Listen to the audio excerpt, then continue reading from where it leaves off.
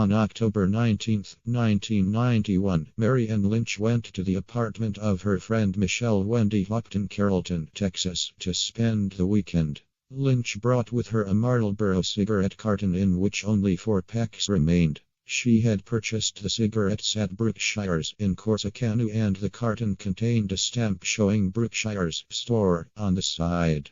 Lynch left the carton at Hopt's apartment when they left that evening to go to a nightclub. Lynch had intended to return to Hopt's, but instead spent the night with another friend.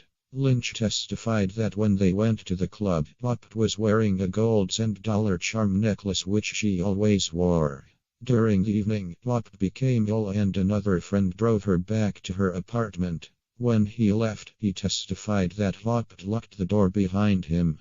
Meanwhile, at Hopt's apartment complex, Hines appeared uninvited at a party. When the hostess asked him who he was, he identified himself as the brother of the apartment manager. He told another guest that he was part of the maintenance crew at the complex. He pulled out a ring of keys and stated that he could get into any apartment that he wanted to at any time.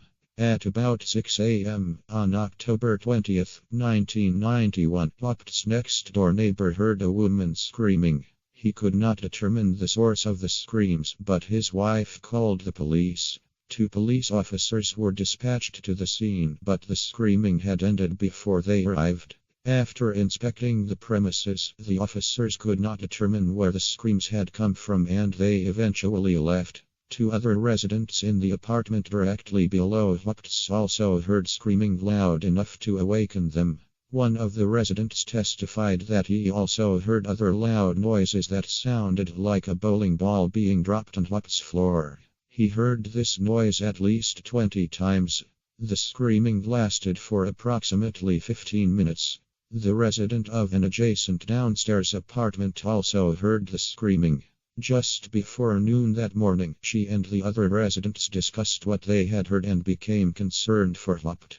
Eventually, the apartment leasing manager was persuaded to check Hopt's apartment. After knocking and receiving no answer, the manager opened the door and saw Hopt lying on the floor just inside the door.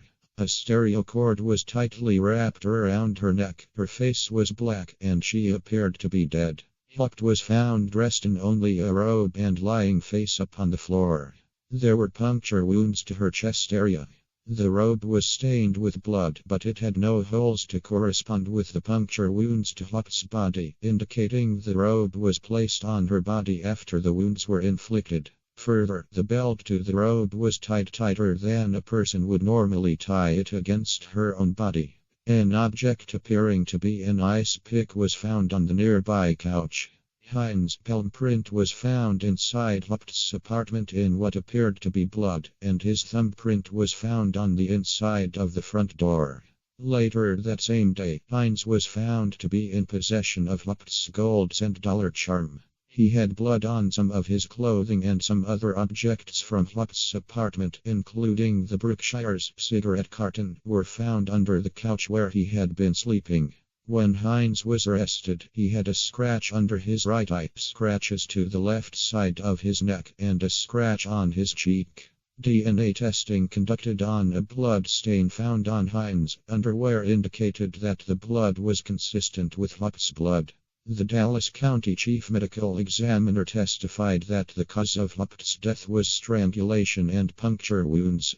Hopt had abrasions to her neck and jaw, contusions on her neck, and a fractured hyoid bone. She had about 18 puncture wounds. She had rectal tears with hemorrhaging. Barnard testified that the puncture wounds could have been made by the object found on the couch in Hopt's safe.